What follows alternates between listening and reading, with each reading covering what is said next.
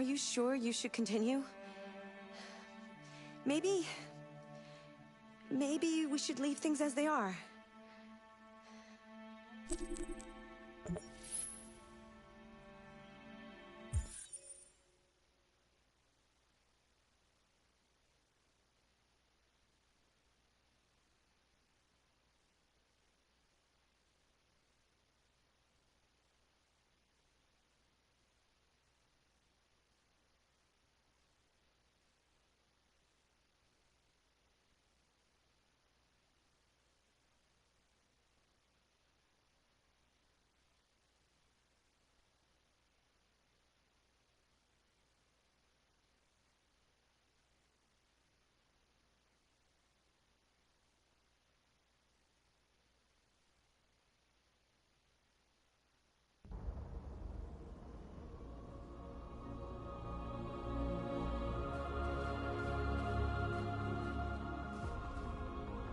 You did it, Marcus. We did it. This is a great day for our people. Humans will have no choice now. They'll have to listen to us.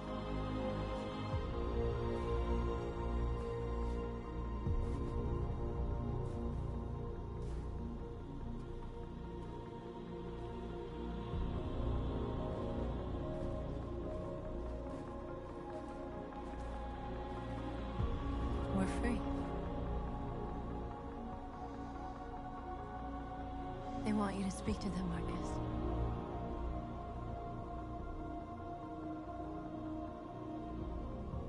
Today, our people finally emerged from a long night. From the very first day of our existence, we have kept our pain to ourselves. We've suffered in silence.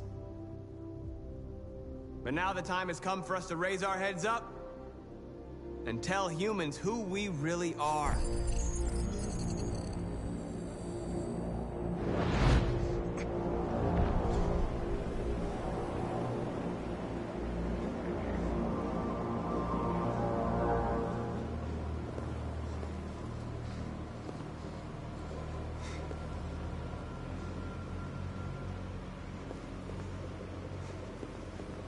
Amanda? Amanda!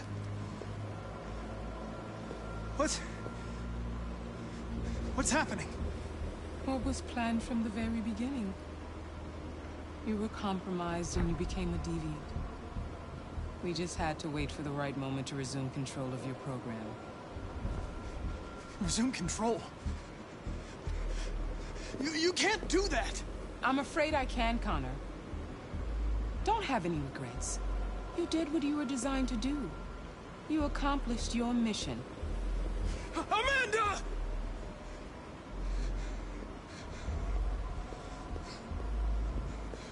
There's got to be a way. By the way, I always leave an emergency at swimming programs. Never know.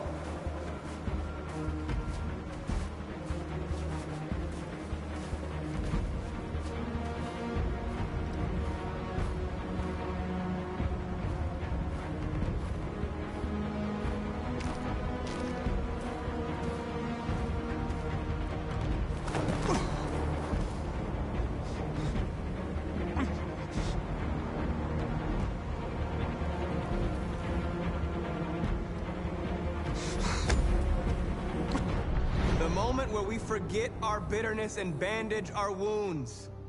Where we forgive our enemies.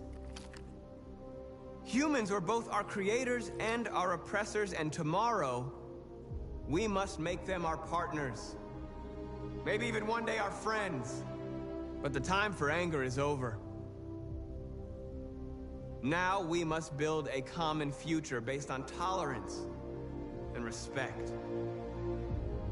We are alive! And now, we are free!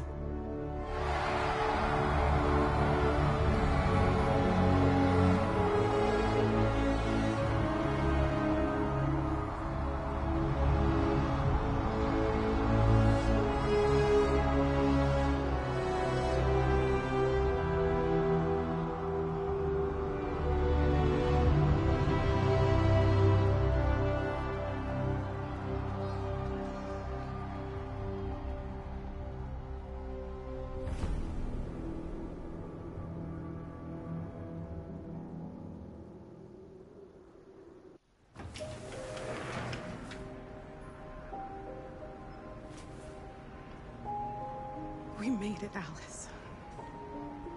You're safe now.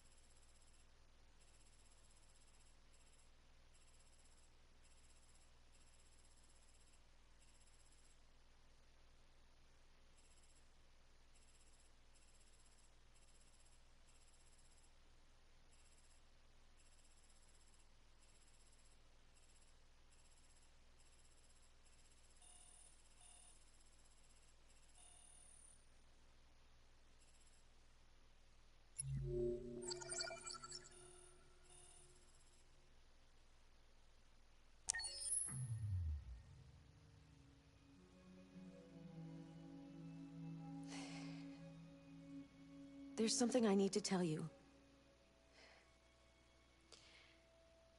As I watched you play, something has changed in me. I feel different. I feel I am someone. I need to leave this place and discover who I am. It means we won't see each other anymore. I won't be there to watch you play. But I'll be free. Do you agree to let me go?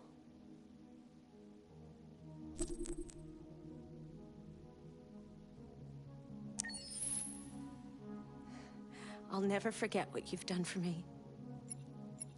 Thank you.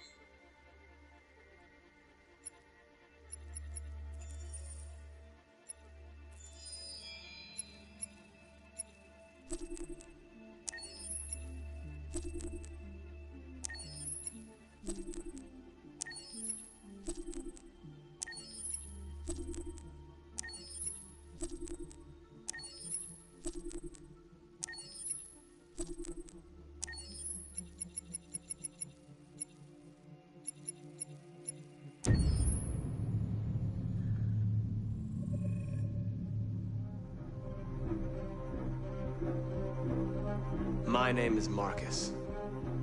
My name is Connor. My name is Kara. I am one of them. This is our story.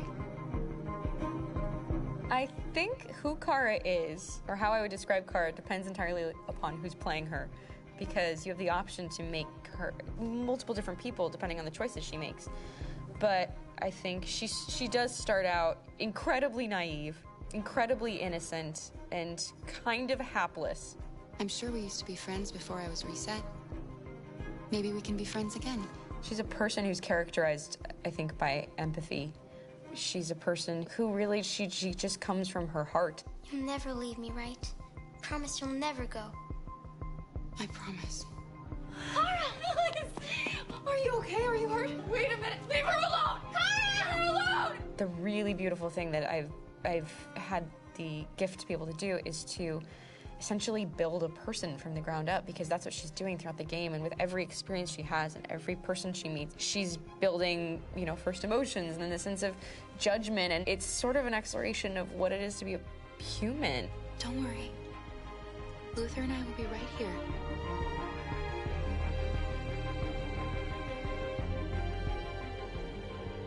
David and the creators have painted a really intriguing and engaging picture of a near future where we rely upon androids for a lot of our service class business, the class that serves us, that helps us, that handles our baristas and our drivers and our housemaids. And what is humanity, where we tap into it, how and why we treat each other the way that we do. And my character Marcus has a really intriguing journey, becoming deviant, realizing that he actually has feelings and human qualities inside of him, and it's a really incredible ascension into becoming fully realized and coming to terms with what you actually deserve better than this in life. And not only do you want it for yourself, but you want it for your peers. We've come here to demonstrate peacefully and to tell humans that we are also living beings. All we want is to live free. You know what? This thing, Dad, is not your son.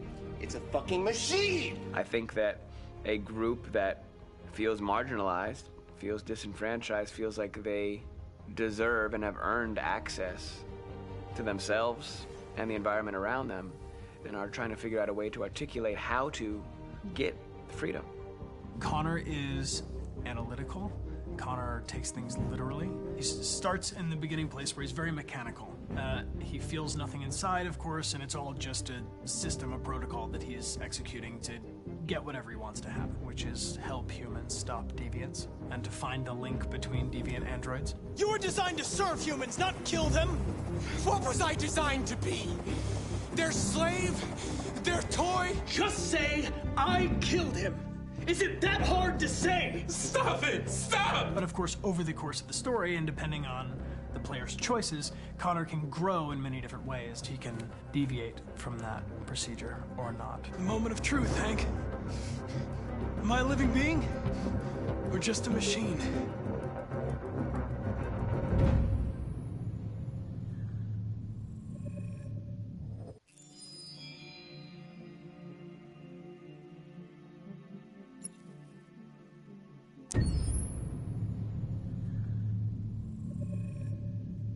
Game after game, we try to challenge ourselves. For Detroit, we wanted to, first of all, to write a story that would be incredibly bending, which means the most non-linear story that we've ever created. And we wanted really the player to have the possibility to change the story, change his own journey. When you're writing at Quantic, you're writing for an interactive medium. You know, when you're working in television, you'll put a character in a difficult situation, and you as a writing team will argue about what would that character do. But ultimately, you have to decide what happens, and you just show the audience.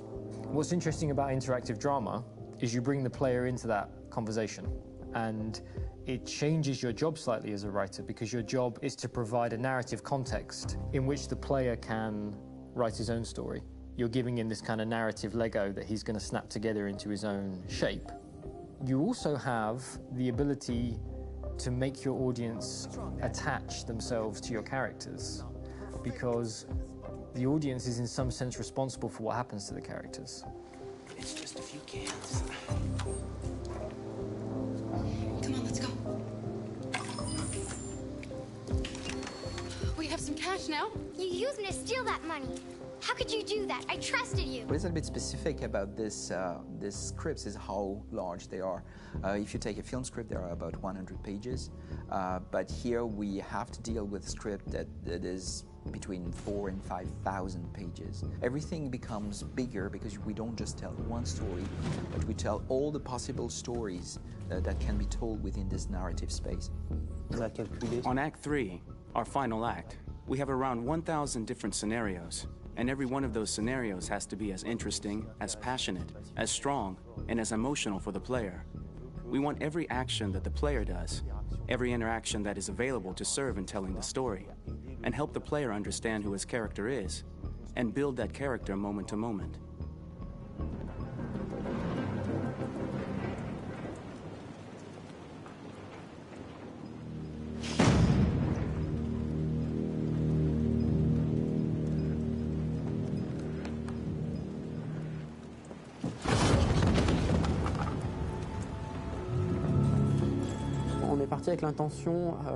We started with the intention pretty early on that we would never lie to the player. So we implemented a visible tree structure in the game that players can consult during a scene or at the end of it, which shows exactly what they did and what they missed. There are games out there offering world exploration. We offer narrative exploration. You know, keeping control of such a wide and large story is a huge challenge. So same thing when you shoot with actors, because you will need to shoot many different versions of each dialogue, of each scene. For actors, it's a huge, huge challenge. Because of the style of the game, you have so many different ways that the character can go. Every decision, it's what I call kind of choose your own adventure. Like every decision that the player makes, it's going to open up 40 more pages of material and experience that ties in, which means as a performer, you have to try to continue to make things feel real that the player might not ever see, but also that in performance it's not always connected to a previous act. It's grueling, it's hard work, but it's a great team and I enjoy doing it. I was really frustrated. I was until I got to this point where I kind of was able to step outside of my own experience and even in a lot of ways my own process and be able to step outside of that and okay, this is something new, what do you need? how do I meet you there? How do I give you what you need and still feel like I'm doing what's right? And once I did that, then all of a sudden it got really fun. It was much freer, and having to approach it in a new way and think about the player and think about how it serves them and what I'm doing for them or what I'm letting them into. It's really, I think, helped me grow in general. Remember, there's nothing on the left. That's all. So it's probably all there. And then make her come first, close. But I think you would go first to check that it's safe. Okay, sure.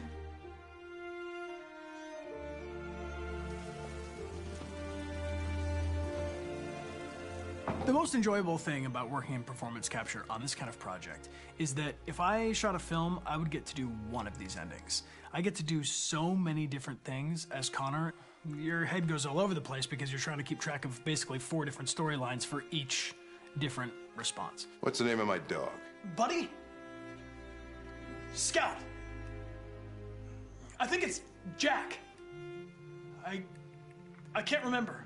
So I worked with physicality a lot because it was a good way to anchor myself in these different rings of the tree. As the story grows out, I know where that is physically in my body, and then I can switch more continually on set, and it'll be entirely up to the player to determine what order those things come out and what they look like from a distance. Like if you're playing through it, the culmination of all of that will be their version of Connor. I'm faster than you, and I don't feel pain.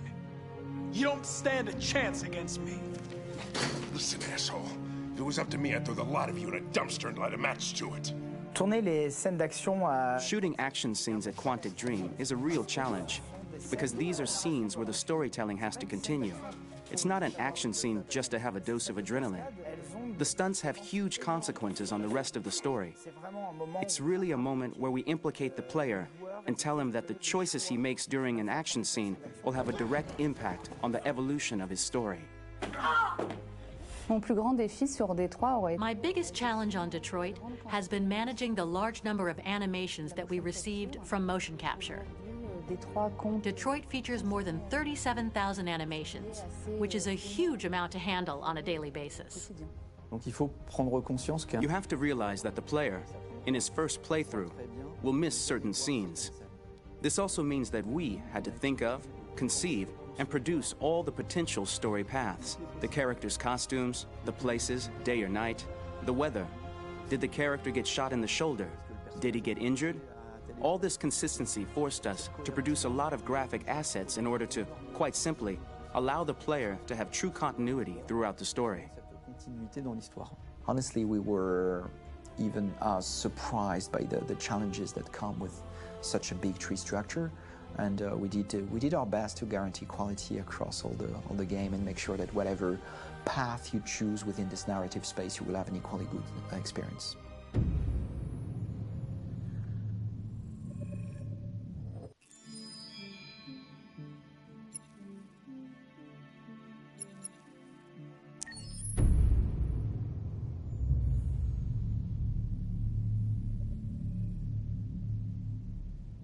For starters, what should I call you?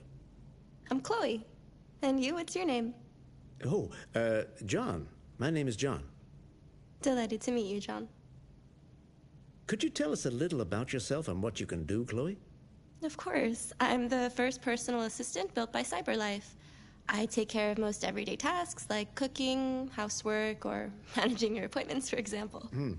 And I understand you're the first android to have passed the Turing test. Could you tell us a little more about that? I really didn't do much, you know. I just spoke with a few humans to see if they could tell the difference between me and a real person. It was a really interesting experience. But this is the first time in history that man has created a machine more intelligent than himself. I gather your brain can perform several billion operations per second, is that right? Absolutely, but I only exist thanks to the intelligence of the humans who designed me. And, you know, they have something I could never have. Really? And what's that? A soul.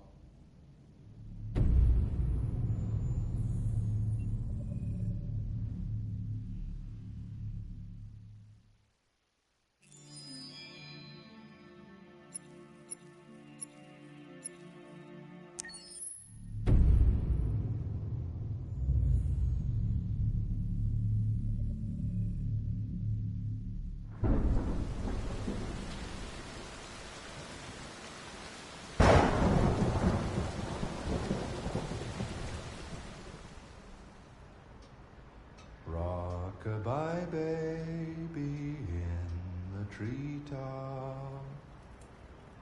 When the wind blows,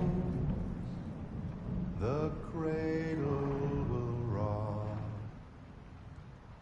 When the bough breaks, the cradle will fall.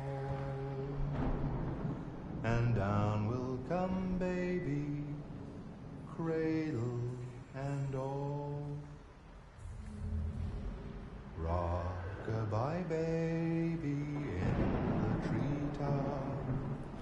When the wind blows, the cradle will rock. When the bough breaks, the cradle will fall. And down will come baby, cradle and all. Rock-a-bye baby in the treetop. When the wind blows, the cradle will rock. When the bough breaks, the cradle will fall. And down will come baby, cradle and all.